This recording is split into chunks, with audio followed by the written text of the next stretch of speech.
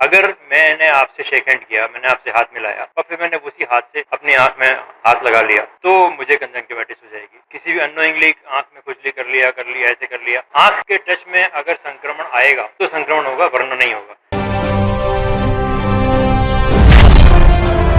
बारिश का मौसम होने के कारण कभी उमस तो कभी गर्मी के चलते मौसम में हो रहे उतार चढ़ाव के कारण अजमेर संभाग के सबसे बड़े जवाहरलाल नेहरू अस्पताल में भी मरीजों की संख्या बढ़ रही है, जिसमें वायरल व आई फ्लू के मरीजों के साथ साथ कीटनाशक व सर्पदंश के मरीज भी आ रहे हैं। किसान अगर खेतों में कीटनाशक दवा का फसलों पर छिड़काव करते हैं तो सावधानी बरते, अन्यथा भारी नुकसान उठाना पड़ सकता है और कभी कभी जान से भी हाथ धोना पड़ जाता है। इसलिए सबसे बेहद इन दिनों में बचाव ही उपचार है। देखिए, अभी मौसम थोड़ा सा गड़बड़ तो है क्योंकि बरसात है, उमस है, कभी गर्मी है, कभी थोड़ा हल्की ठंड है और इसमें चेंजिंग मौसम में, बदलते मौसम में बीमारियां का प्रकोप ज़्यादा होता है। विशेष रूप से वायरल डिजीज़ ज़्यादा होती हैं और वायरल डिजीज़ का एक अभी आप सब लोग चर्चा कर ही रहे हैं।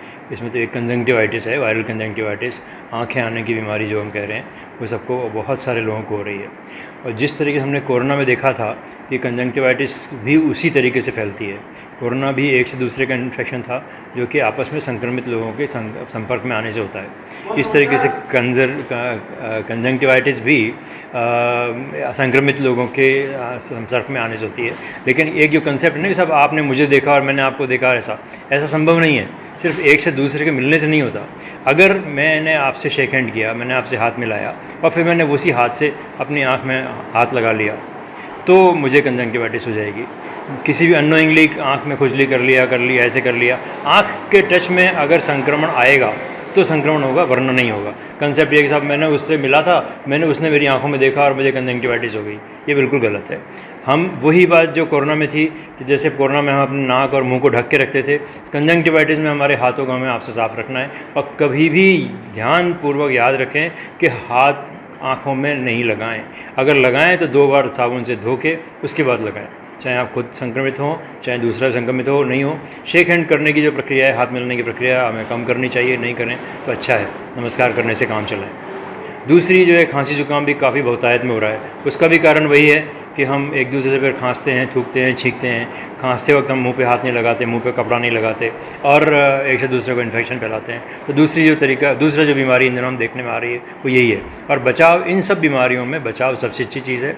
अदरवाइज़ ये वायरल डिजीज़ हैं, सामान्यतः 3 से 5 दिन, कभी कभी 7 दिन में ठीक हो जाती हैं।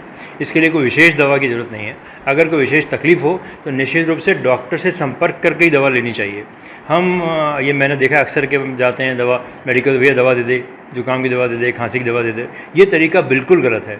इससे आप अपना स्वयं का नुकसान कर रहे हैं और साथ ही साथ सोसाइटी का भी नुकसान कर रहे हैं। सोसाइटी का, आप स्वयं का नुकसान तो ये कर रहे हैं कि अननेसेसरली एंटीबायोटिक खाते हैं, क्या पता उनकी ज़रूरत है कि नहीं है, क्या डोज़ आपको जो लेनी चाहिए वो पूरी नहीं ले पाते हैं, कम लेते हैं या फिर ज़्यादा ले लेते हैं। हम जो देखते हैं वज़न के हिसाब से दवा देते हैं, उम्र के हिसाब से दवा देते हैं, उसकी पुरानी बीमारी के हिसाब से दवा देते हैं। लेकिन मेडिकल वाला नहीं समझता इतनी सभी चीज़ों को। वो तो भाई ये 2 गोली ये ले ले, 2 ये ले ले, 2 ये ले और खा, और आप 1-2 दिन में लगता है ठीक हो गए, फिर वापस कॉम्प्लिकेशन होता है जब डॉक्टर के पास भागते फिरते हैं। तो एक तो ये बिल्कुल कभी नहीं करें, मेडिकल वाले से दवा नहीं लें।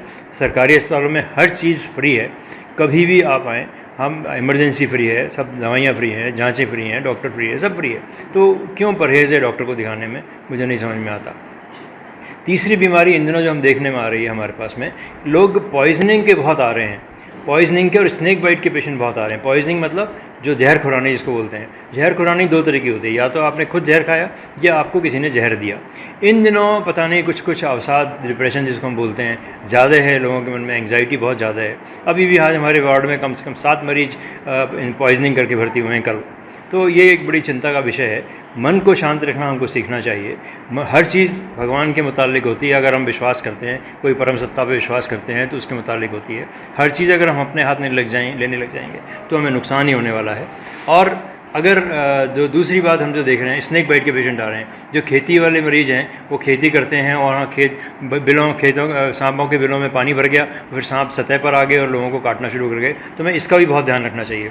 खेती करने वाले लोग जो हैं वो इंसेक्टिसाइड का, जो कीटनाशकों का प्रयोग बहुत ज़्यादा करते हैं और वो बहुत ज़्यादा कुछ स्मार्टनेस में मुँह पर ढाटा नहीं बांधेंगे, कपड़ा नहीं बांधेंगे, हाथ में ग्लव्स नहीं पहनेंगे और फिर वो इंसेक्टिसाइड का प्रयोग करते हैं। फिर वो उनको पॉइजनिंग हो जाती है, फिर वो वार्ड में भर्ती होते हैं। और अनफॉर्चुनेटली कुछ लोगों को जान ध्यान से भी हाथ धोना पड़ता है। तो ये सब चीज़ों खेती करते वक्त अगर आपने कीटनाशक वगैरह डाल रहे हैं तो अपने शरीर को ढक के रखें, मुंह को, नाक को, हाथ को, आँखों को ढक के रखें, गॉगल्स पहने, हाथों में दस्ताने पहने, और ये प्रयोग करने के बाद में हाथ मुंह अच्छे से धोएं साबुन से, उसके बाद ही कोई चीज़ खाने के लिए। मैंने ये भी देखा है कि जिस डिब्बे में कीटनाशक घोला उस डिब्बे में उसको ज़रा हल्का सा धोया और उससे पानी पी लिया और उसको हाथ का, निश्चित रूप से आपको पॉइजनिंग होनी है, नुकसान होना ही है। तो इस तरह की लापरवाही, छोटी छोटी लापरवाहियाँ करते हैं और जान पे बनाती है, पीछे परिवार दुख पाता है। ये बहुत अच्छी बात नहीं है, बहुत ख़राब बात है।